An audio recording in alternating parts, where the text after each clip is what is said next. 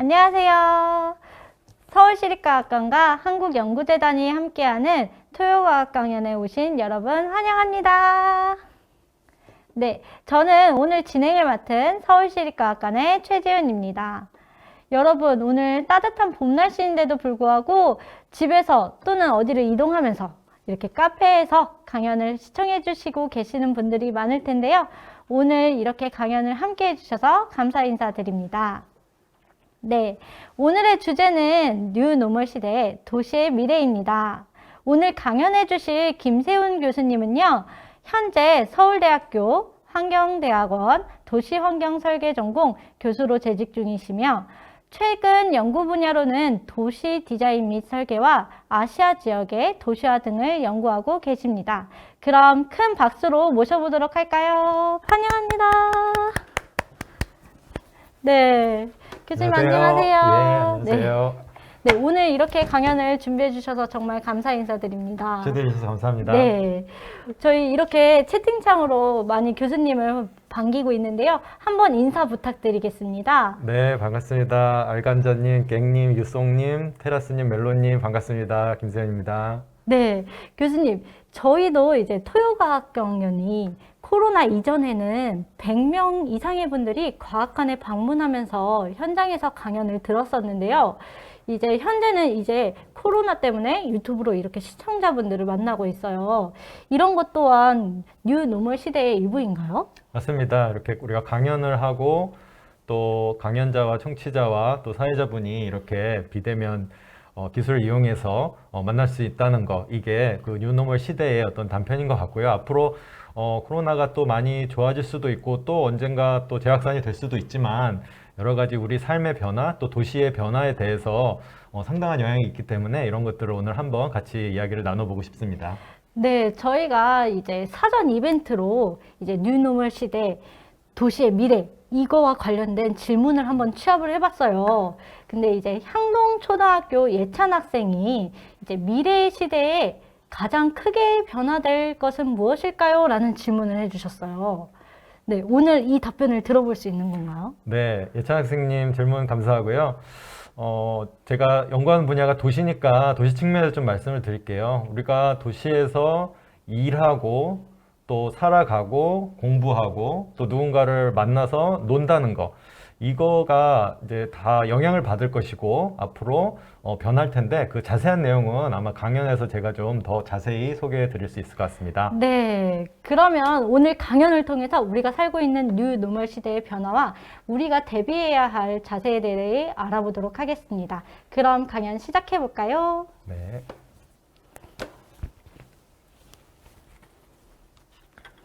예, 방금 소개받은 김세훈이고요. 제가 오늘 말씀드릴 내용은 뉴노멀 시대 도시의 미래라는 주제입니다.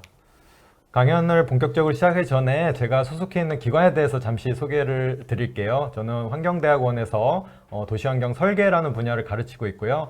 아마 많은 청취자분들께서 조금 생소할 수도 있는 분야 같아요.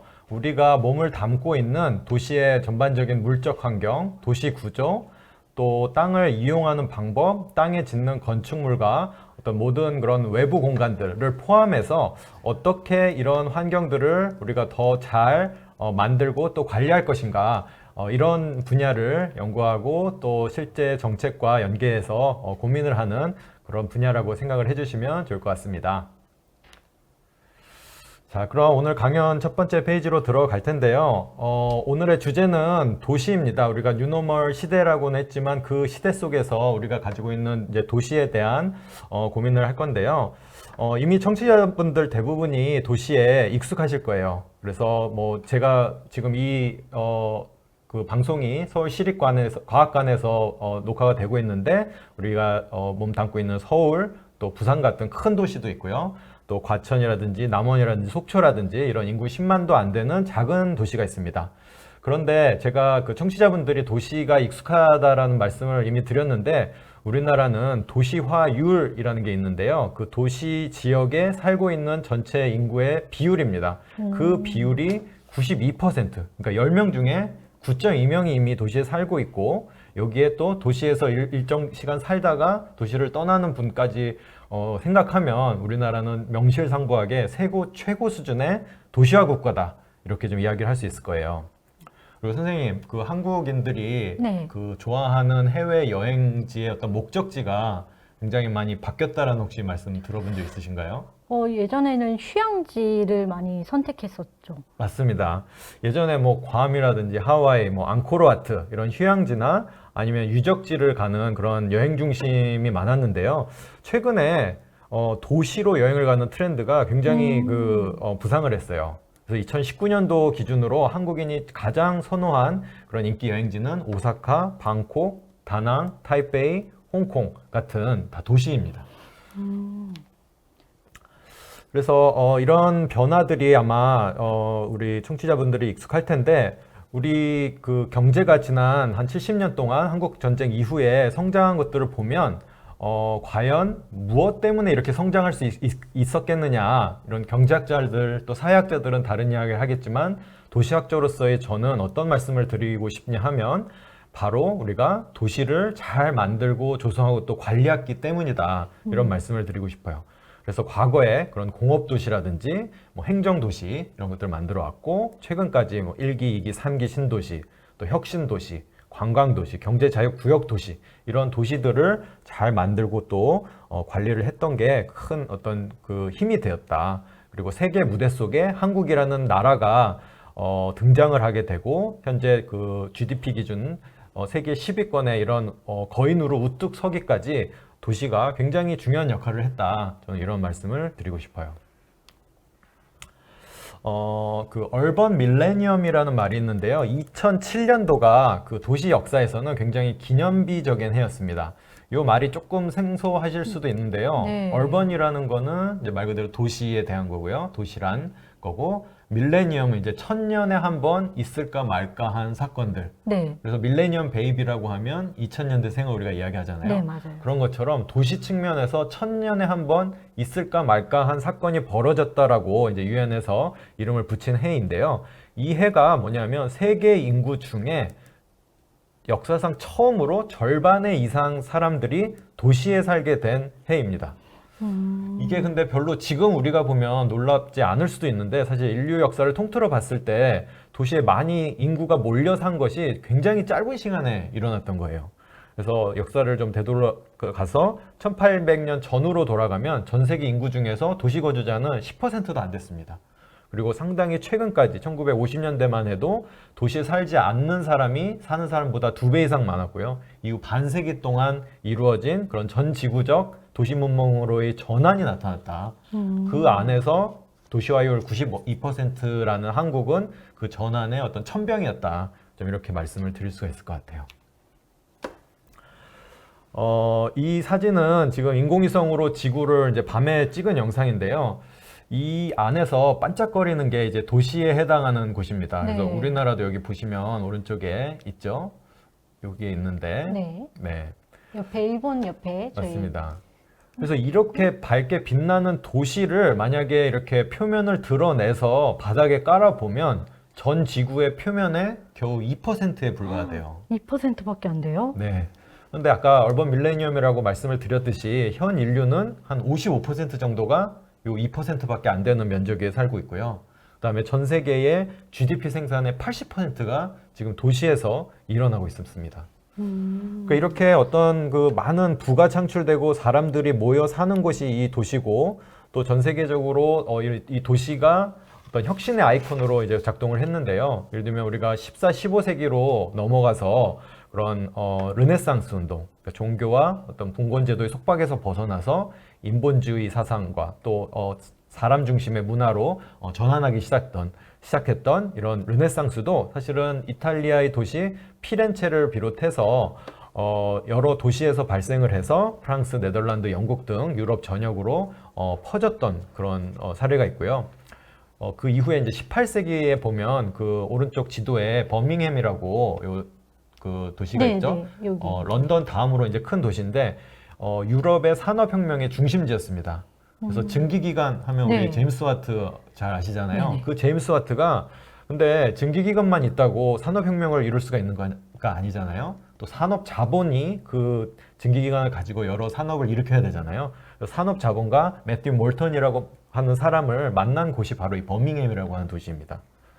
그리고 다음 장 보면 이제 그 미국의 보스턴인데요. 미국 동부에 있는 도시고 우리나라에는 이제 대학 도시로 유명한 곳이잖아요. 그런데 도시사 측면에서 보스턴이 또 의미가 있는 그 여러 가지 이유가 있어요. 그 중에서 하나가 이제 미국에서 여러 가지 최초라는 타이틀을 가지고 있는 도시거든요. 미국 최초의 공립학교가 이 도시에 만들어졌고요. 미국 최초의 지하철, 또 미국 최초의 고등교육기관, 최초의 공공도서관, 또 최초의 현대적 공원이 이 미국 보스턴에서 시작이 됐습니다. 이게 동시에 이 모든 게 같이 설계된 건가요? 아니면 한 기관씩 이렇게 늘어난 건가요?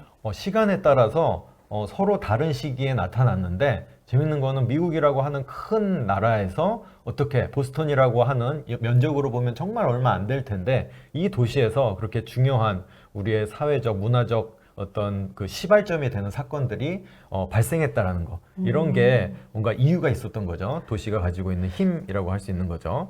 네.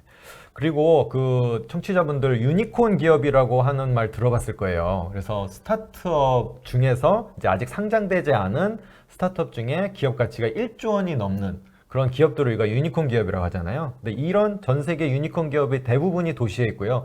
특히 몇몇 도시에 집중되어 있는데요. 작년을 기준으로 샌프란시스코가 네. 이제 136개의 글로벌 유니콘 기업이 있고요. 2위가 베이징, 3위가 런던, 그리고 우리나라 도시도 있습니다. 궁금했어요. 10위에 올라 있는 서울이 이 유니콘 기업을 또 많이 가지고 있는 도시인데요. 이렇게 우리가 도시가 어떤 그 시대의 혁신의 아이콘, 또 부와 여러 가지 사회적 가치를 창출하는 그런 거점 역할을 할 수 있었던 이유에 대해서 또 여러 학자들이 연구를 했어요. 그 중에서 하나가 지금 그림에서 보이는 저런 그래프와 연구를 했던 분인데요. 루이스 베텐코트라고 하는 미국 산타페 연구소의 교수입니다. 이분이 한 일이 뭐냐면 전 세계 도시에 대한 그런 데이터를 모았어요. 그래서 빅데이터라는 말 많이 들어보셨죠? 네네. 그래서 전 세계 도시가 워낙 많기 때문에 그 도시의 데이터를 모았는데 이 그림에서 보면 X축에 해당하는 게 그 도시의 인구 크기입니다.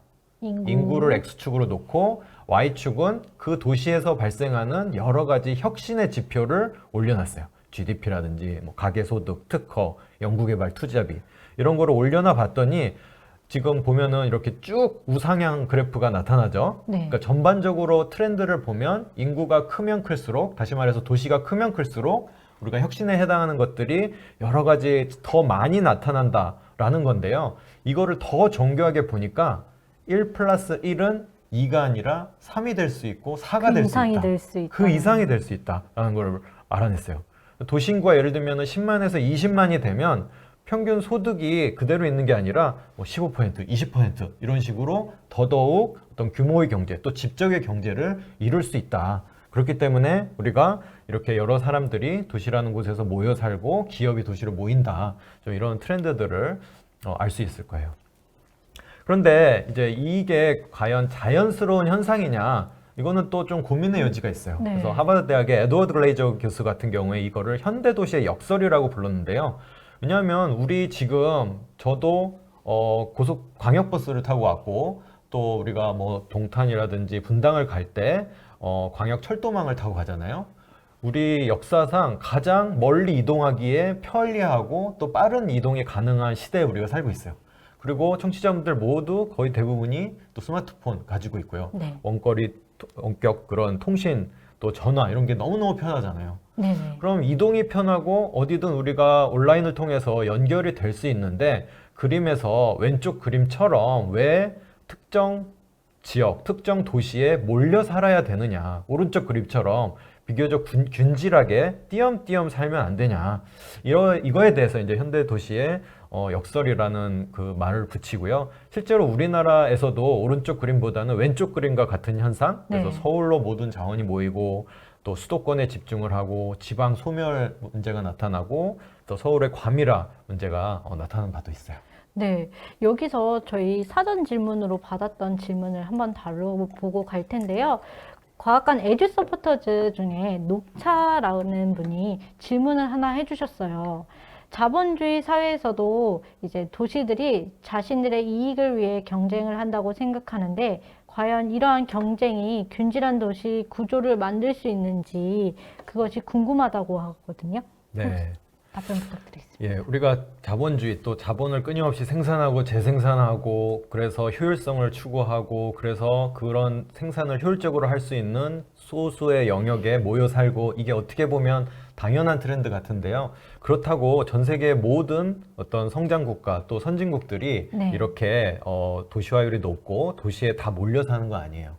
굉장히 분산을 해서 우리가 소위 균형 발전이라는 이름으로 균형 잡히게 지역의 여러 곳이 어떤 성장 거점이 되고 또 그렇게 정책적으로 여러 가지 우리가 투자를 하고 있고요. 우리나라는 아직 성공을 하고 있지는 못해요, 사실.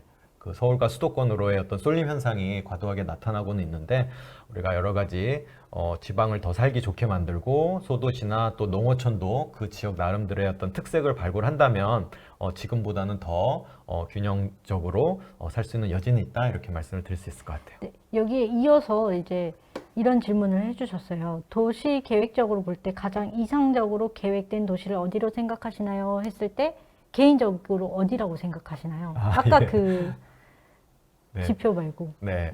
뭐 저는 이상 도시라는 건 항상 우리가 이상이 있기 때문에 현실의 도시를 보면은 좀 어려운 측면이 있어요. 근데 제가 아까 소개해드린 미국 보스턴 사례 같은 경우 인구가 한 뭐 67, 8만 정도 되거든요. 그래서 우리 서울로 치면 하나의 구에 불과한데 아까 말씀드린 대로 어떤 그 전 세계에서 가장 좋은 대학이 있고 그다음에 가장 창의적인 어떤 기업과 또 벤처 캐피탈 그런 투자자들이 있고 어떤 그런 측면에서 여러 가지 우리가 좀 모범으로 한번 생각해 볼 만한 그런 소지가 있고요.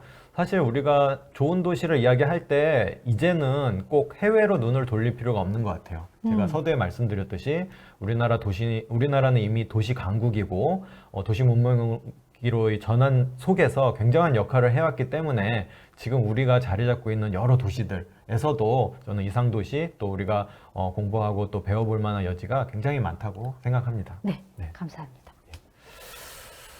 그래서 이렇게 도시에 몰려 살고 도시가 혁신의 거점인 것은 분명한데 이런 것들을 우리가 조금 이렇게 다르게 생각해 보면 어떤 밀접 접촉을 하고 실시간으로 만나서 이야기하고 집약적으로 생산하고 또 대량 소비하고 대면 교류를 하고 이런 거를 통해서 도시의 어떤 성장 엔진 또 국가의 성장 엔진이 돌아갔다 그리고 사회경제적 자원을 작은 영역 안에 빼곡하게 모아서 만들었다. 그래서 결국 사람들이 크라우드 비즈니스, 사람들이 몰려있고 기업이 몰려있으면서 어떤 그 모델이 도는 이런 식으로 이제 오랜 기간 동안 이제 진화를 해온 게 맞는데요.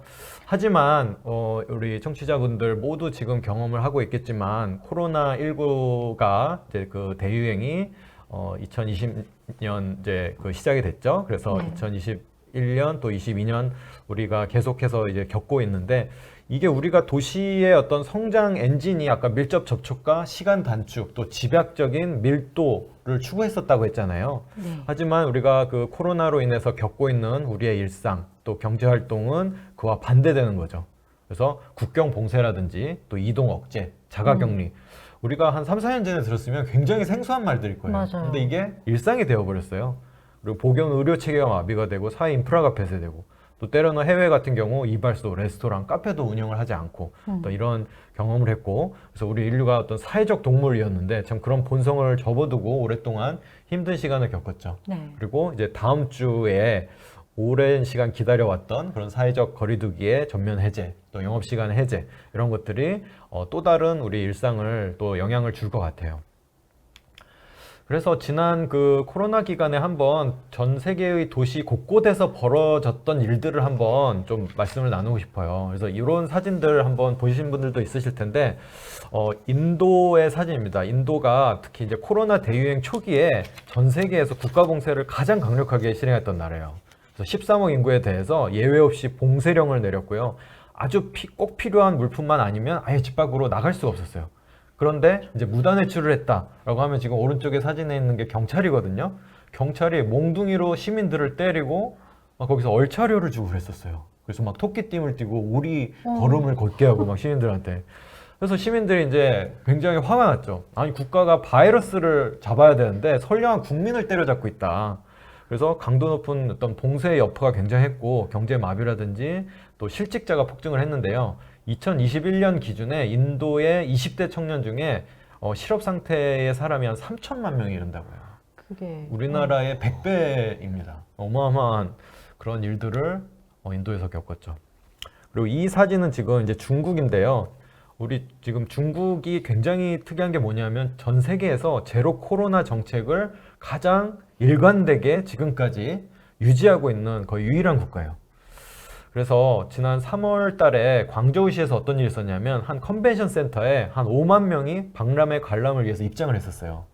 그런데 그 컨벤션 센터에 한 명의 코로나 밀접 접촉자가 다녀갔다는 소식이 전해지자 여기를 셧다운을 하고 모든 관람객들에 대해서 전원 PCR 검사를 현장에서 했던. 못 나가게 못 나가게 하고요. 네, 네. 들었습니다. 네.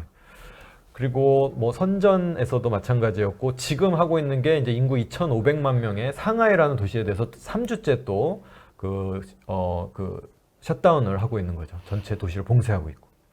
그래서 오른쪽 그림 같은 경우는 광저우 외곽에 지어진 격리시설인데요. 단 3일 만에 저 맞아요. 큰 면적의 5,000세대 규모의 격리시설을 맞아요. 예, 만들고 사람들을 이제 격리를 했던 그런 상황이 벌어졌죠.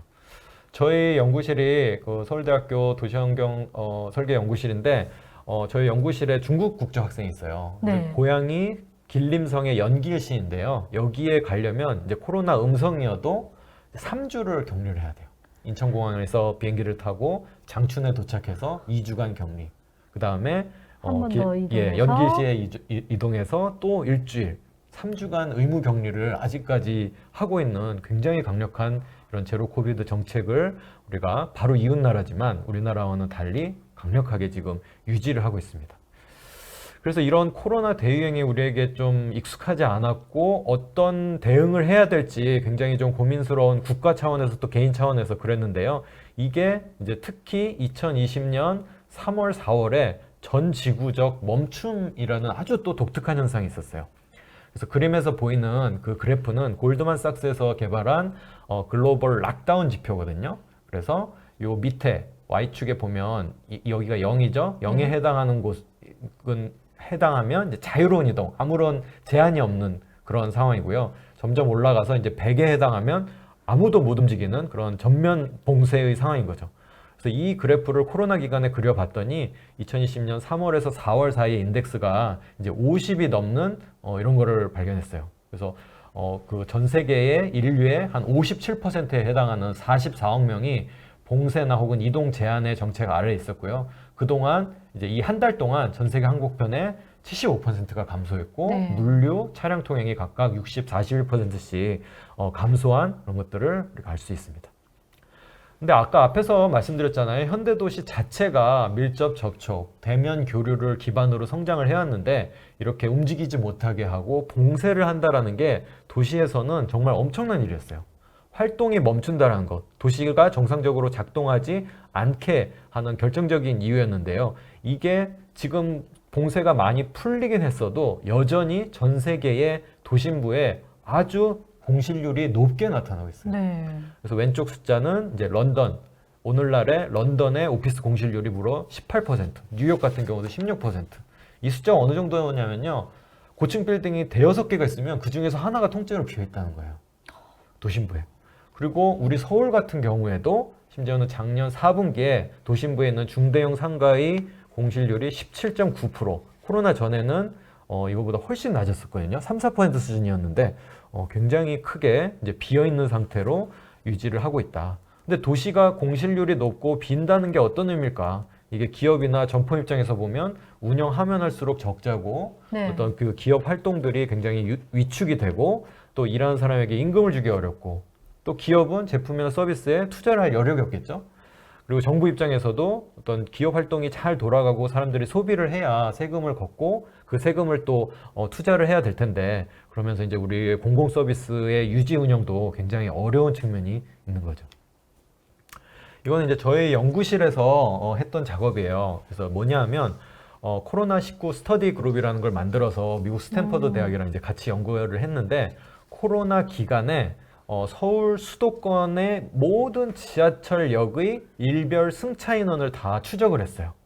그래서 지금 그림에 보이는 건 이제 2019년, 그러니까 코로나 이전 시기와 비교를 했는데 지금 보이는 빨간색 원의 크기가 이제 각 역에 한 주 평균을 한 승차 인원을 말하는 거거든요. 네. 그래서 제일 많았던 데가 예를 들면 잠실역, 강남역, 그쵸. 고속터미널역, 서울역 이런 데들이 이제 승차 그러네요. 인원이 이렇게 많이 나타났어요. 근데 코로나가 터지고 그 다음에 나타났던 그 지하철역별 승차 인원인데 원의 크기가 네, 크게 줄었죠. 현저히. 현저하게 줄었어요. 네. 그리고 특히 많이 줄었던 역이 있고 좀 별로 안 줄었던 역이 있고. 네, 이거를- 서울역이 제일 많이 준 것 같아요. 맞습니다. 굉장히 예리하시네요. 네, 서울역, 그다음에 인천공항역, 그다음에 또 고속터미널역, 그리고 또 홍대 입구역, 그다음에 명동, 뭐 이태원역 이런 곳들이 이제 가장 그 대중교통의 이용이 저하가 됐던 곳이에요. 그래서 어떤 광역교통 또 해외로 국내를 왔다 갔다 하는 사람들이 이동하는 곳, 그다음에 해외 관광객이라든지 멀리서 온 그런 소비 사람들을 유치했던 곳들이 코로나 기간에 이제 제일 큰 타격을 받았던 거죠. 그래서 이 승차 인원 감소를 저희가 좀 통계를 내봤는데 2020년 3, 4, 5월 3달 동안 통계를 내봤더니 누적 승차 인원 감소가 한 2억 5,800명. 엄청나죠? 2억. 그래가지고 이거를 하루 평균으로 따져봤더니 한 290만 명이 요 서울과 수도권에서 지하철을 덜 탄 거예요. 덜 움직였던 거예요. 그럼 그만큼 다른 게 늘어났을 것 같은데. 맞습니다. 요거는 아까는 이제 주간 평균을 냈던 거고 이거는 매일 서울과 수도권에 있는 모든 지하철역의 승차 인원이 코로나 전에 비해서 얼마나 줄었는지를 퍼센트로 계산한 거예요. 그래서 보시면 이때가 이제 코로나 전에 해당하고 네. 코로나가 이제 터지면서 승차 인원이 이렇게 쭉 떨어지죠. 그래서 얼마까지 줄었냐면 한 60%까지 떨어졌어요. 그러니까 그 전해에 10만 명이 탔으면 60%는 6만 명, 4만 명만 이제 지하철을 타고 이동을 했던 거죠. 그리고 이제 쭉 또 올라가다가 이제 승차 인원이 회복되기 시작했죠. 그러다가 이제 또 한번 또 코로나 확진자가 쭉 늘면서 이게 다시 떨어지고 네. 출렁출렁하는 어떤 이런 트렌드. 이게 결국에는 도시 활력의 저하를 대중교통 이용량으로 본 거고 이런 그 한번 확진자 수가 줄어도 어떤 이런 사회의 충격 또 대중교통에 대한 공포가 나타나면 이게 회복하는 데는 상당한 시간이 걸린다. 또 이렇게 볼 수도 있을 거예요. 이거는 해외 사례인데 굉장히 기이한 일이 발생했어요. 코로나19로 차를 이용하는 사람들 또 이동거리가 줄었는데도 불구하고 교통사고 사망자가 미국에서 증가한 좀 이상한 현상이죠. 어떻게 보면 네. 원래 전쟁이나 금융위기가 터지면 사람들이 잘 이동을 안 해요. 물류와 차량 이동도 줄고 차량을 덜 이용하면 교통사고도 덜 나는 게 맞잖아요. 그래서 네. 과거 통계도 있어요. 심지어는 실업률이 1% 증가할 때마다 과속 사망률은 5%, 음주운전 사망자는 2% 감소한다. 이런 트렌드가 있는데 2020년을 따져봤더니 총 차량 운행 거리는 크게 줄었는데도 교통사고 사망자 수는 전년 대비 무려 3,000명이 증가가 했어요. 왜 그런 요인을 가져왔을까요? 이상하죠. 네. 주행거리 1마일당 사망자 수로 따지면 한 24%가 더 많이 죽었는데 왜 그런 거 봤더니 더 많은 운전자들이 과속을 하고 신호 위반을 하고 안전띠를 안 찬 상태에서 약물 복용 혹은 음주운전을 하고 운전을 하다 보니까 짧은 주행거리에도 불구하고 더 치명적인 사고가 많이 발생한 거예요. 우리 한국에서도 우리 코로나 블루 또 여러 가지 우울감, 무기력감, 외로움, 또 정서적 불안정 이런 네. 것들이 굉장히 이슈화 됐잖아요. 네네. 그런 것이 이제 이런 교통사고 사망자 수의 증가라는 결과로 이제 나타나게 된 거죠. 그래서 이렇게 현대도시는 팬데믹 상황을 고려해서 디자인이 안 되었고 우리는 충분히 준비되지 않은 상태에서 코로나 대유행이라는 어떤 사건을 맞이했다. 그리고 과거에 더 가까이에서 빽빽하게 동시에 일하고 소비했던 루틴으로 현대도시가 성장을 했는데 새로운 국면을 맞이하게 됐다는 것을 아실 수 있어요. 그래서 나타나게 된 게 제가 정리를 하는 게 이제 뉴노멀 사회라는 건데요. 이런 그 인류가 코로나 감염의 충격에 대해서 그냥 손 놓고 당하지만은 않았다. 저는 이런 말씀을 드리고 싶어요. 그래서 새로운 정상성에 또 적응하기 시작하고 그 단편이 어떻게 보면 뉴노멀 사회의 도래라고 할 수 있을 텐데요. 이건 미국에서 2020년 3, 4월에 소비 지출의 변화를 코로나 전과 비교해서 그래프로 그린 거예요. 그래서 전반적으로는 이제 소비 지출이 줄었고 특히 많이 줄은 분야가 항공, 여행 숙박, 네. 영화나 의류 소비 지출 이런 것들은 많이 줄었거든요. 그런데 오히려 성장한 부분도 있어요. 코로나 기간에. 네네. 그래서 대표적으로 올라온 신선식품, 게임, 음식 배달, 비디오 스트리밍, 이커머스, 또 집수리나 뭐 청정가전 같은 이런 분야. 결국에는 코로나19에 오히려 성장의 계기로 삼고 우리 사회 전면에 나타난 그런 산업들도 있다. 그리고 한국에서도 예를 들면 코로나 이전부터 물론 나타나고 있었지만 코로나 시기에 더 빨리 자취를 감춘 그런 시설들도 있어요. 동네 슈퍼마켓, 네. 야채 가게, 문방구, 또 서점, 은행 점포 이런 시설들. 그러니까 비교적 작은 지역 사회를 대상으로 대면 서비스를 제공하던 시설들이 빠르게 사라지고 있죠. 맞아요. 그러면서 그 자리를 뭐 공유 주방이라든지 무인 카페라든지 스터디 카페, 공유 네. 오피스 이런 것들이 이제 채워나가고 있는 그런 현상을 보실 수 있을 거예요. 그리고 국내에서 우리 그 청취자분들도 배달 음식 많이 시켜 드실 거예요.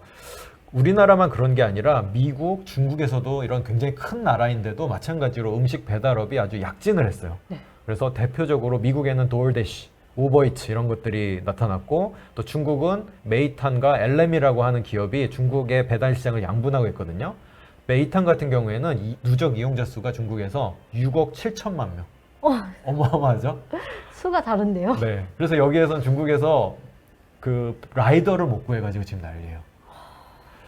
그래서 음식 배달뿐만이 아니라 여러 가지 뭐 가사나 또 업무 지원이나 관련된 배달, 또 물류, 구독 서비스가 성장할 것이다. 그리고 앞으로 이게 도시를 크게 바꾸게 할 것이다. 좀 이런 것들을 우리가 예측해 볼 수 있어요. 네. 여기에서 저희가 질문 하나 다루고 가면 좋을 것 같은데요.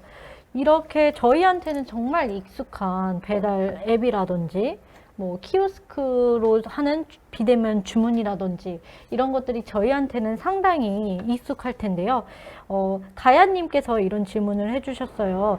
비대면 비즈니스나 플랫폼, 데이터 기반의 활동은 구조적으로 소외된 인원을 만들 것 같습니다.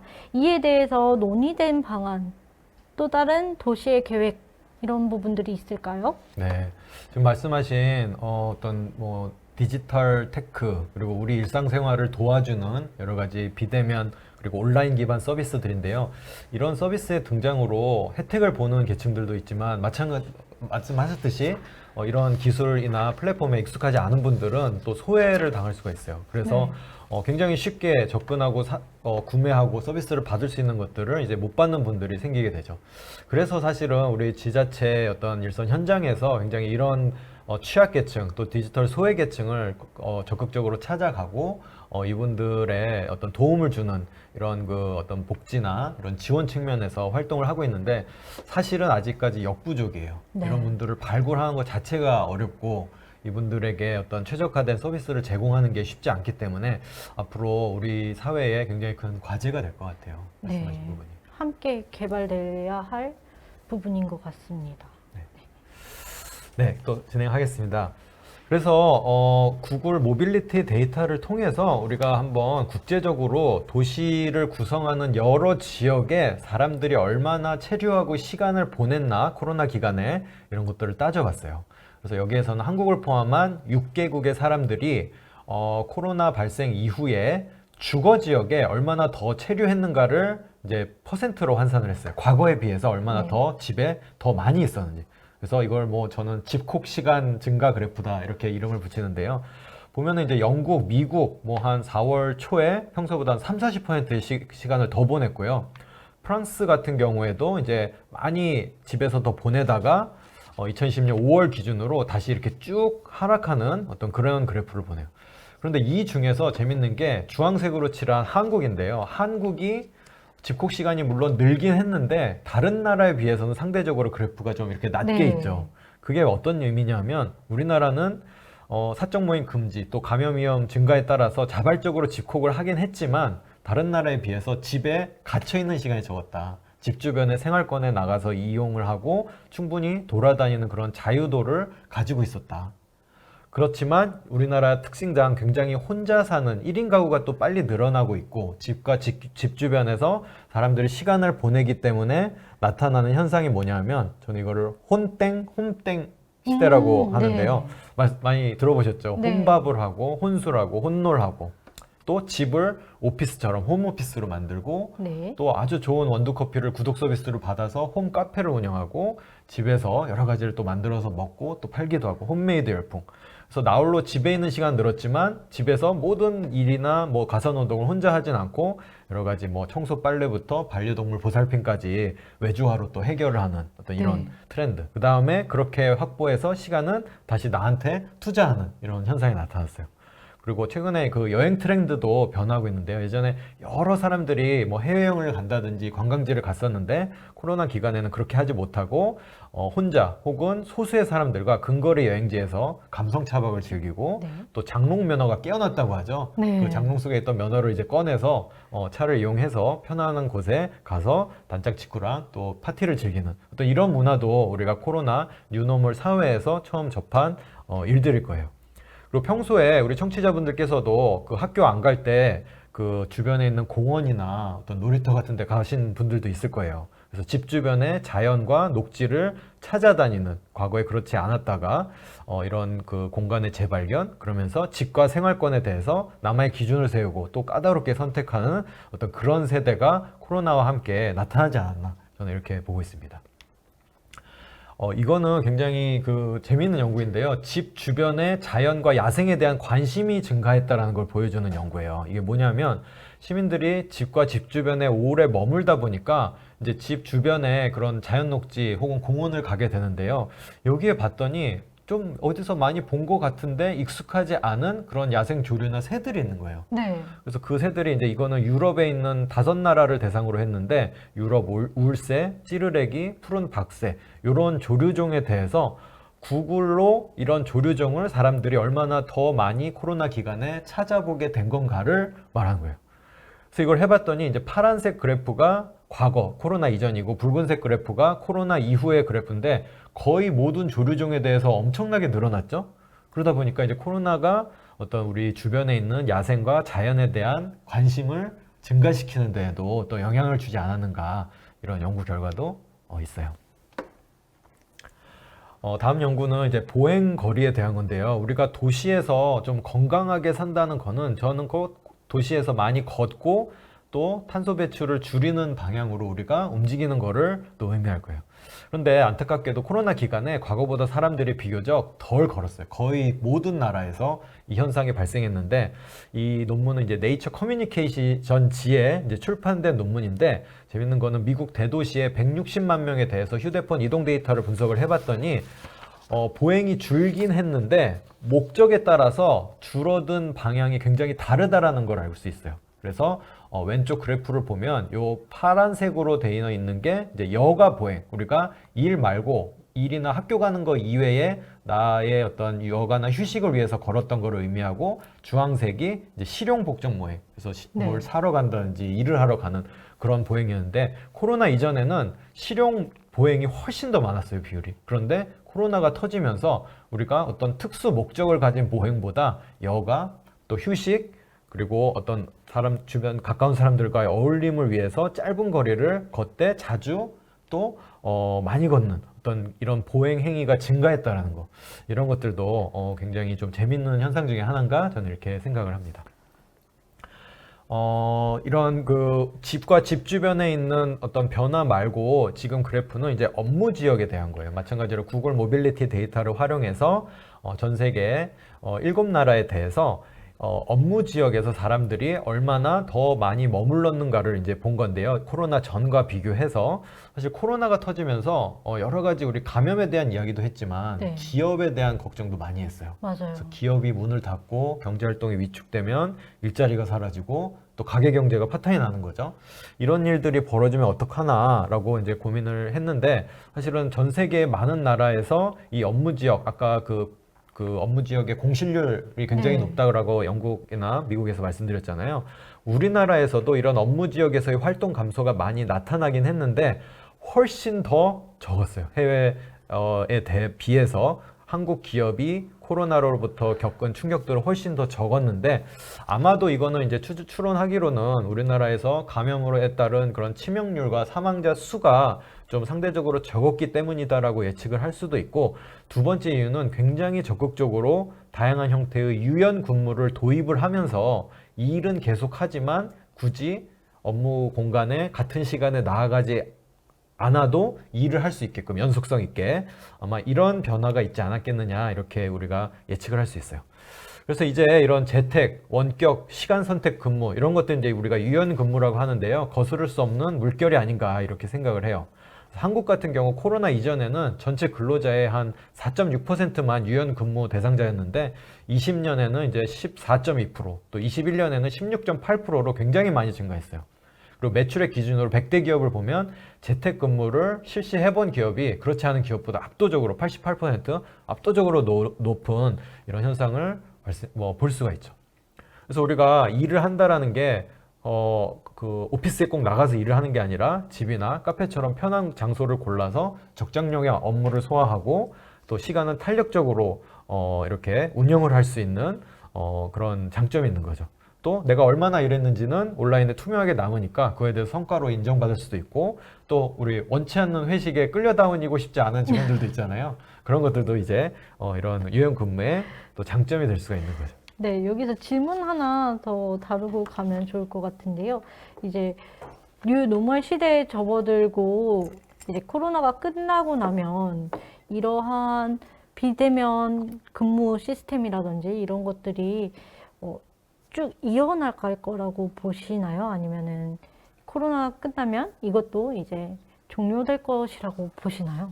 저는 이번 3년 동안 우리 사회가 아무리 코로나가 완전히 끝나도 돌아가지 않을 것 중에 대표적인 게 아마 이 유연 탄력 근무일 것 같아요. 너무 좋은 그래서 시스템. 네, 우리가 다 같이 항상 얼굴을 맞대고 있지 않아도 이게 굉장히 효율적으로 돌아갈 수 있구나. 그리고 이 효율성을 우리가 오히려 극대화하기 위해서 업무하는 방식, 또 오피스라는 공간의 의미에 대한 어떤 재발견 이런 것들도 거꾸로 적극적으로 해야 되지 않을까 이런 생각을 하고요. 제가 있는 서울대 환경대학원에서도 설문조사를 해봤어요. 그래가지고 학생들한테 네. 비대면 수업을 우리가 계속 할지 말지 고민을 해야 되는데 선호하느냐를 물었더니 학생들 중에서 90% 이상이 비대면 수업을 선호한다. 훨씬 더 좋다. 라고 이제 응답을 해서 저희가 깜짝 놀랐고, 이 비대면 수업이라는 거 이제 뉴 노멀이구나. 여기에 우리가 적응을 하고 어떻게 더 이런 강의 내용을 효과적으로 전달할지를 거꾸로 만들어 가야겠구나. 이런 계기가 되었던 적이 여기 있습니다. 연달아서 이제 이런 질문도 있었어요. 이제 다시 대학교도 대면 수업으로 돌아가는 추세인데 코로나19라는 이유로 학교 시설을 온전히 이용하지 못하는 어려움을 겪고 있다고. 그래서 어떻게 이제 행정체계랑 학생의 학습권 사이에서 조율할 수 있을까요? 이런 질문이 있었거든요. 맞습니다. 그 학교에 있는 뭐 도서실이라든지 체육관이라든지 네. 또 스터디룸이라든지 이런 것들을 이제 못 쓰는 건 학생들로서는 굉장한 또 안타까움, 또 그 교육 기회에 대한 박탈일 수도 있죠. 네. 그래서 저는 뭐 학교나 또 업무 시설들이 앞으로 바뀌어 나갈 것 같아요. 이런 대면으로 학교 시설이나 혹은 굉장히 긴밀하게 어떤 팀 작업을 해야 될 것, 그 다음에 눈을 보고 사람들이 어떤 아이디어를 교환해서 기획을 해야 되는 그런 일들에 대해서는 물리적인 공간을 적극적으로 이용을 하는 트렌드가 더 구체적으로 나타날 거고, 그렇지 않고 우리가 일상적인 교육의 어떤 루틴한 전달들, 이런 부분들은 아마 온라인으로 대체가 돼서 소위 하이브리드라고 하잖아요. 온라인과 오프라인이 그 장점만 조합을 해서 우리가 공부하고 일하는 방식을 도시에서 아마도 앞으로 나타나지 않을까 이렇게 예측을 합니다. 네. 네. 그래서 우리가 이제 그 뉴노멀 사회가 여러 측면에서 나타나고 있다. 그리고 코로나가 끝나더라도 학교라는 공간에서 우리가 비대면 수업을 해본 경험, 또 업무 시설에서 유연 근무, 재택 근무를 했던 경험들은 사라지지 않을 것이다. 그리고 그 장점을 취사 선택해서 어떤 그 고민을 하게 될 것이다라고 이제 말씀을 드렸는데요. 이런 것들이 이제 도시 공간으로 내려왔을 때 우리의 도시는 앞으로 어떤 식으로 바뀌어 나가야 되고 더 많이 이런 변화를 흡수해야 할 것인가, 저는 이런 관점에서 도시의 미래를 좀 어떻게 이런 재현을 하고 조언을 하는 한 3가지 정도 꼭지를 말씀드리고 오늘의 강연을 마무리하려고 해요. 그래서 첫 번째는 이제 도시 격차의 확대에 대해서 다양성이 높은 도시, 또 집 주변에 풍부한 할 거리가 있는 그런 생활권 만들기를 해야 된다. 좀 이런 말씀을 드리고 싶어요.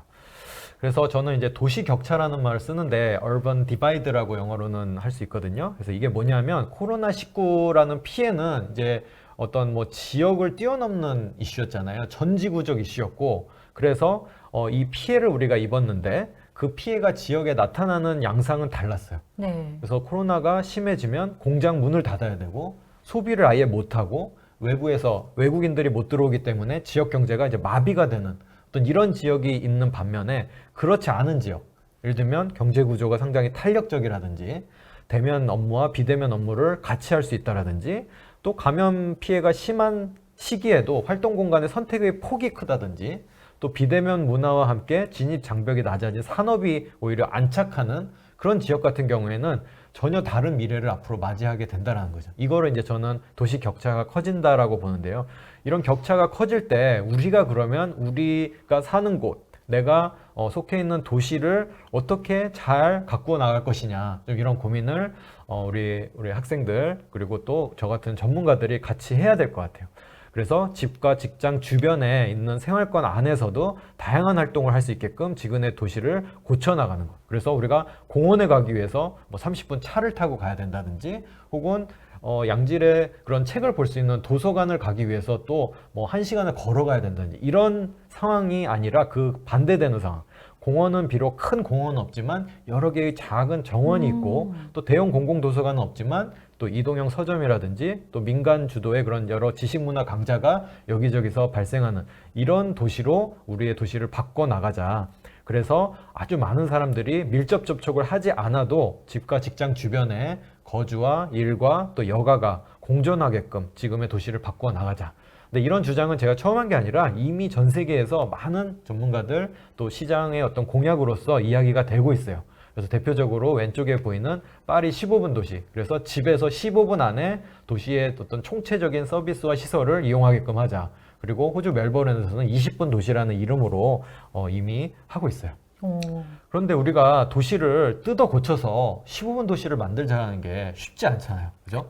굉장히 비용도 많이 들고 여러 이해관계자가 있는 게 도시인데, 그래서 사실은 우리가 주목을 해야 될 게 코로나19 피해와 함께 나타난 여러 가지 유휴 공간, 뭐 빈 점포, 그 방치되어 있는 그런 골목 상권, 또 빈집, 이런 곳들을 잘 활용해야 된다, 이런 이야기를 하고 싶어요. 그래서 일본에서 작년에 있었던 일인데, 전국에 이제 일본도 우리나라처럼 노래를 부르는 걸 좋아하잖아요, 국민들이. 네. 그래서 노래방, 가라오케가 굉장히 많아요. 네네. 그런데 이런 노래방이 이제 코로나 기간에 영업이 안 되잖아요. 네. 그래서 이런 노래방을 고쳐요. 고쳐가지고 원격 근무, 재택 근무를 하는 사람들을 위한 개인 사무실로 임대를 해요.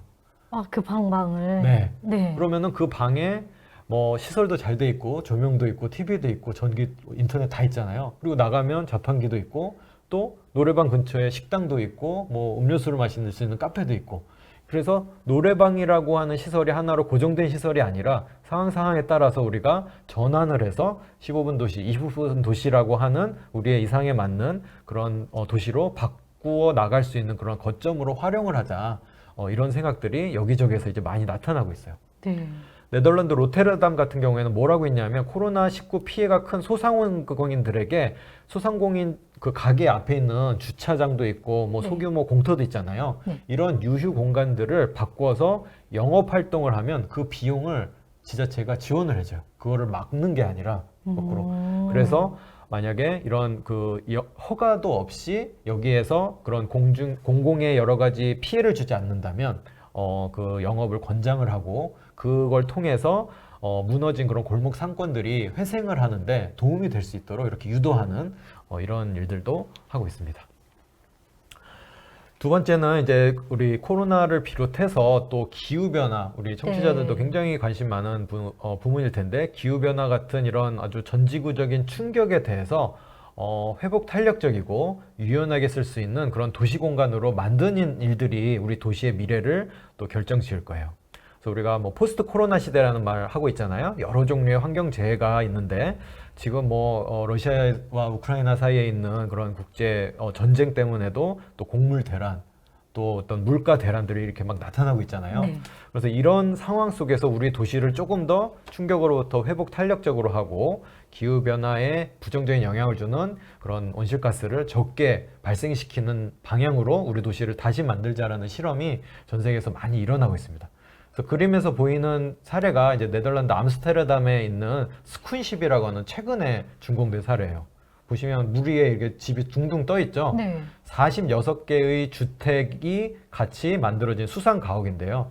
우리가 그 기후 변화에 따른 여러 부정적 효과 중에 이제 그 해수면 상승, 그래서 저지대가 물에 잠기는 이슈가 있잖아요. 근데 네네. 네덜란드는 국토의 상당 부분이 저지대에 있어요. 그래서 기후 변화에 굉장히 취약한 도시 중에 하나인데, 앞으로 이런 도시를 안전하게 또 기후 변화에 회복 탄력적으로 만들기 위해서 이렇게 물 위를 활용하는 것들도 한번 실험을 해보자라고 해서 이제 만들어진대요. 그리고 이런 46개의 주택들은 기후 변화의 원인이 되는 탄소 배출 넷 제로, 그러니까 거기에서 발생하는 넷 탄소의 양이 0이 되게끔 지금 운영을 하고 있어요. 그래서 예를 들면 여기에서도 사람들이 사니까 난방과 온수 공급을 네. 통해서 화석 연료를 공급을 원래는 받아야 되는데, 그런 게 아니라 강물 깊이 있는 열을 활용해 가지고 히트 펌프를 돌려요. 그래서 난방과 온수를 데우고, 또 태양열 발전, 집 위에 보면은 태양 네, 전지가 지금 있잖아요. 보이는 것 예. 그래서 이 단지의 전기 수요 100%를 충족하고, 심지어는 남아있는 그런 전기는 축전지에 저장을 했다가 유휴 시간에 쓰거나 아니면 다시 파는 어떤 이런 것들도 합니다. 그리고 여기에 사는 모든 가구가 전기 자동차와 자전거를 공유해서 차량을 소유하지 않아도 일상생활이 가능하게끔 어떤 이런 실험도 하고 있고요. 오른쪽에 보이는 사진은 이것도 사실은 강 위에 떠 있는 그건데요. 네. 목장이에요. 그래서 여기 안에 젖소가 있어요. 젖소를 강 위에 띄워가지고 여기에서 소를 키우자. 그런데 어떤 대규모 목초지를 만들고 거기에서 멀리 어떤 그 낙농 제품을 도시까지 이송을 하는 게 아니라 도시에 가까운 데에서 소를 키우고, 또 빗물을 모아서 이 소에게 먹이고, 저기 2층, 3층에 보면은 이제 그 우유를 짜는 그런 시설, 보관하는 시설들이 있거든요. 그래서 여기에서 직접 보관하고 발효시켜가지고 도시 소비자에게 아주 가깝게 탄소를 쓰지 않으면서 이런 그 우리의 경제가 돌아갈 수 있게끔 하자, 이런 시설도 있습니다. 마지막으로 우리의 어떤 라이프 스타일 자체가 아까 뭐 감성 차박이라든지 네. 뭐 홈파티라든지 어떤 이런 게 어떻게 보면 우리의 라이프 스타일, 내가 원하는 삶, 내가 좋아했던 삶대로 나는 살 거야 라는 어떤 트렌드들이 있잖아요. 이런 거에 대비해서 우리가 도시 공간을 기획하고 만들고 운영하는 방식, 또 주체를 다변화하는 거, 그리고 현실 공간에서 모든 우리의 삶의 모든 라이프 스타일을 즐기는 게 아니라 가상 세계와 또 적극적으로 연계하는 거, 이런 게 필요하지 않을까 생각을 합니다. 그래서 왼쪽 위에 있는 사진은 아직 그 우리가 지어지지 않은 사례이고, 우리가 이상도시라고 텔로사라는 이름으로 부르는 그런 도시 중에 하나인데, 그 월마트라고 아시죠? 글로벌 유통기업. 네네. 거기 CEO가 이제 그 월마트에서 나와서 이런 나는 텔로사라는 이상도시를 미국의 사막에 한번 만들어 보겠다라고 이제 제안을 한 거예요. 근데 이 도시의 특징이 뭐냐면, 도시를 만들어서 그 땅을 여기에 사는 커뮤니티한테 무상으로 줘요. 무상으로. 예, 무상으로 주는 대신 그 땅을 받은 시민들은 이 도시에 필요한 여러 가지 서비스를 제공하고 도시를 관리할 그런 의무가 부여되는 거예요. 그래서 우리가 도시가 만들어지면 부동산 값이 가격이 너무 오르고, 그래서 그 가격을 감당하지 못하는 사람들은 외곽으로 네. 밀려나게 되잖아요. 맞아요. 어떤 이런 자산 격차가 빈부 격차로 이르게 되는 어떤 도시의 부작용을 막기 위해서 도시를 개발하고 관리하는 방식을 이제 아예 처음부터 다시 설정하고 하자라고 하는 사례이고요. 오른쪽은 이제 국내 기업에서 만든 컴투버스 월드라고 하는 사례예요. 그래서 우리가 실제 생활에서 하는 모든 것들을 이제 가상세계에서 구현하는 거예요. 그래서 저 같은 경우도 예를 들면 수업을 하면 컴투버스 월드 안에서 가상세계 속에서 학생들과 만나고 자료를 공유하고, 그게 또 그대로 기록이 돼서 회의록으로 남고, 어떤 그런 거를 할 수가 있는 거죠. 그래서 이 안에서 그 소위 게이미피케이션의 경험, 또 블록체인 생태계가 이제 구현되는, 우리가 이런 것들이 갈수록 앞으로 활발해질 거고, 그래서 오프라인 도시와 온라인 도시가 점점 긴밀하게 연결되는 게 또 우리 도시의 미래가 아닐까, 저는 이렇게 생각을 합니다. 네. 오늘 강연을 아주 길게 좀 다뤄봤는데요. 너무너무 긴 시간이 후딱 지나가는 시간이었던 것 같습니다. 감사합니다. 그래서 이제 실시간 질문도 조금 빠르게 다뤄봐야 될 것 같아요. 지금 실시간 질문 총 질문이 엄청 많이 들어왔던 걸로 기억을 하고 있는데 조금 조금만 정리되면 바로 질문을 해드리도록 하겠습니다. 지금 곽은수님께서 질문을 해주셨는데요. 보스턴의 어떤 점이 그런 최초와 최고의 것들로 선점하게 되었던 건가요? 이렇게 질문해 주셨는데요. 이건 강연에서도 얘기했던 것 같아요. 네. 네. 그럼 좀 뭐 추가 말씀을 드릴까요? 네. 네. 보스턴은 굉장히 작은 도시예요. 작은 도시지만 소위 강소도시라고 할 수 있는 그런 도시인데요. 이 안에서 굉장히 어떤 그 정부 조직의 효율화, 그 다음에 여기에 어떤 뭐 대학 도시로서의 그런 가능성과 함께 그러면서도 대학 도시에 머물러 있지 않고 첨단 산업을 유치를 하고, 그 다음에 도심부를 더 살기 좋게 만들고 역사문화지구를 관리하고 있던 이런 총체적인 노력들을 굉장히 부지런하게 했던 대표적인 도시예요. 그래서 이런 노력들이 서로 이제 그 이상적으로 돌아가면 그 도시가 또 굉장히 매력적인 도시가 되고 세계적인 기업 또 좋은 인재들을 불러 모으는 또 그런 어떤 선순환을 낳을 수 있는 그런 예시입니다. 네. 저 미네찡께서 질문해 주셨는데요. 집안에서 홈땡이 활성하게 됐다고 하는데 그렇게 되면 선호하게 되는 집의 구조나 크기 그런 트렌드가 달라질까요? 네, 아마 그 집의 우리가 개념들도 이제 많이 바뀔 것 같아요. 그래서 집에서 우리가 어디 뭐 학교에 가고 카페에 가고 여러 도시에서 하던 일들의 일정 부분을 집과 집 주변의 생활권에서 하게 된다면 아무래도 집 자체가 여러 가지 도시적 기능을 갖추어야 되고, 그러다 보면 어떤 고정된 형태보다는 집의 일부 평면들을 좀 유동적으로 움직일 수 있는 그런 집들이 좋을 것이고, 또 굉장히 좁은 집보다는 조금 더 여유가 있고 여러 가지 활동들을 같이 할 수 있는 그런 집에 대한 또 수요가 늘 것 같아요.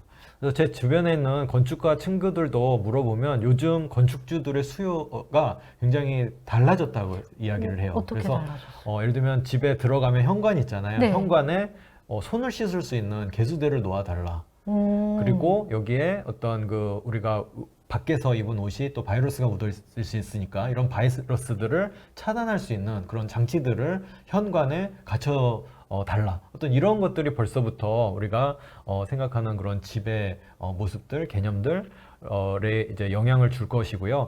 아마 뭐 이 코로나로의 단일 영향은 아닐 것 같아요. 우리가 그 어떤 도심부에서의 어떤 과도한 집값에 대한 부분과 맞물려서 우리가 하나의 집을 거주하고 거기에 평생 사는 게 아니라, 예를 들면 복수의 집을 네. 구독경제라고 하잖아요.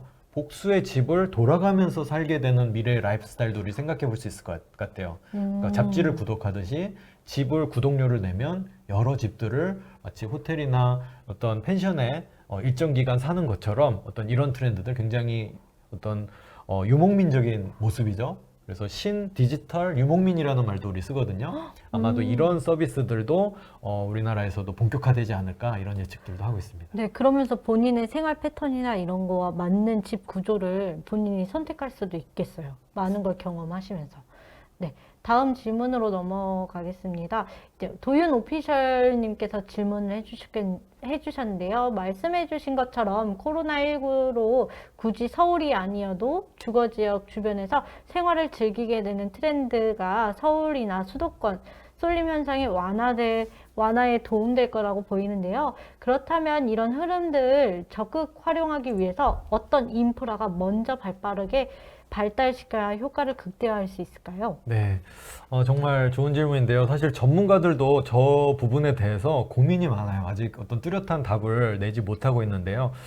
저는 개인적으로 서울 이외의 다른 지역에 살아도 서울에 어떤 그 육박할 수 있는 그런 삶의 수준을 갖추게 위한 그런 준비를 무엇을 해야 되는가 이런 질문인 것 같거든요. 그래서 뭐 예를 들면 20대, 30대 청년 같은 경우에는 제일 중요한 게 일자리겠죠. 네. 어디에서 일을 할 수가 있느냐. 그래서 일자리가 양질의 일자리가 있을 만한 환경을 갖추는 일, 그리고 예를 들면 뭐 서울이나 수도권에 있는 일자리지만 실제 거주는 지방 도시에서 하면서도 필요한 때만 가서 일을 하고 실제 일의 대부분은 또 집에서 벌어질 수도 있는 거죠. 그런 이 일자리를 지역에서 어떻게 잘 갖추게 하느냐. 그리고 특히 저희 대학원에도 이제 지방 도시에 살다가 서울에 온 학생들이 있는데 네. 지방 도시에서 제일 목마른 것 중에 하나가 이제 문화에 대한 거래요. 그래서 그쵸. 좋은 어떤 그 공연을 보고 전시를 보고 어떤 이런 기획적인 아이디어들을 최신 문화의 그런 트렌드들을 오프라인으로 찾아가는 그런 거점들이 적기 때문에 아무래도 굉장히 그런 부분이 목말랐다라고 이야기를 하는데, 이 부분은 우리 디지털 기술을 활용해서 여러 가지 문화 콘텐츠들을 디지털로 넘기고 가상세계와 좀 접목하는 그런 노력들이 많이 일어나고 있거든요. 그래서 우리가 박물관에 가지 않아도 그 박물관의 체험을 정말로 실시간으로 생생하게 느낄 수 있는 그런 기술적인 시도도 많이 이루어지고 있다. 그래서 이런 부분들도 중요할 것 같다, 그런 생각이 듭니다. 네, AR, VR 이런 것들도 많이 하고 있는 것 같고요. 저희 과학관도 이제 학생들이 굳이 과학관에 안 와도 교육을 할 수 있는 게스트하우스 공간에서 이제 교육 프로그램도 운영하고 이러고 있습니다. 네, 굉장히 트렌드를 선도하시는 것 같아요. 과학관에서. 네, 그리고 이제 멜로님 질문을 마지막으로 한번 다뤄보겠습니다. 회복 탄력적인 도시가 되기 위해서 개인이나 기업이 가져야 할 가치관과 관점이 어떤 게 있을까요? 네, 이거는 뭐 가치관이니까 거의 우리가 삶의 자세, 또 네, 철학 이런 저희의 것들도 자세. 만나는 것 같아요. 그래서 우리가 뭐 미래를 예측한다. 우리 오늘의 주제도 도시의 미래지만 사실 미래 예측이 얼마나 힘든지는 뭐 코로나, 뭐 전쟁, 기후 변화 그쵸. 이런 것들로 우리가 이미 증명이 되는 것 같아요. 네. 그래서 미래의 불확실성이 굉장히 높은데 그 불확실성 속에서 어떤 개인이나 기업들이 추구하는 가치를 일관되게 또 어떻게 하면 이루어 나갈 것이냐, 이런 부분에 대해서는 분명히 준비가 필요한 것 같아요. 그래서 뭐 교육으로 치면은 예를 들면 하나의 어떤 교육 방식을 해보지만 그 교육 방식을 못하는 경우가 생긴다면 두 번째, 세 번째 방식은 무엇일까? 그리고 우리가 수업에서 다 같이 만나서 하는 수업 방식이 어려워진다면 네. 다 같이 만나진 못하지만 만나서 눈을 보고 또 교감하는 거를 대체할 수 있는 방식은 무엇일까? 좀 이런 준비를 해나가는 게 굉장히 회복 탄력적이고 위기에 대해서 크게 어떤 타격을 받지 않는 굉장히 중요한 시작점이 아닌가 이런 생각이 듭니다. 네, 벌써 이제 아쉽지만 벌써 마칠 시간이 다 되었는데요. 예, 여러분, 이걸 시청하신 모든 분들이 이번 시간을 통해서 이제 도시의 미래가 어떻게 변하고 저희가 어떤 자세를 갖춰야 되는지 이런 것에 대해서 알아볼 수 있었던 시간이었던 것 같습니다. 마지막으로 교수님 오늘 유튜브를 통해서 실시간으로 강연을 한번 진행해 봤는데 느낌이 어떠셨나요? 네, 저는 뭐 학교에서 주로 석사, 뭐 박사과정생들을 가르치고 같이 연구를 하다 보니까 이렇게 그렇지 않은 분들과 유튜브를 통해서 이야기를 나누는 게 생소했지만 또 굉장히 재밌었어요. 도시라는 어떻게 보면 좀 어려울 수도 있는 주제를 쉽게 전달드리고 또 여러 질문을 받으면서 저도 좀 생각할 기회가 된 것 같고요. 오늘 4월 16일 굉장히 날씨도 좋은데 또 그 집 밖에서 도시의 여러 가지 매력, 또 자연의 매력 느끼시는 하루 또 주말 보내시길 바랍니다. 네, 오늘 강연해주신 김세훈 교수님께 이제 채팅창으로 큰 박수 부탁드립니다. 네. 감사합니다. 네, 그럼 지금까지 시청해주신 모든 분들께 감사 인사드립니다. 네, 다음 강연은 생명체는 어떻게 센싱할까입니다. 그럼 교수님 마지막 인사 함께 부탁드리겠습니다. 하나, 둘, 셋. 다음에 또 만나요.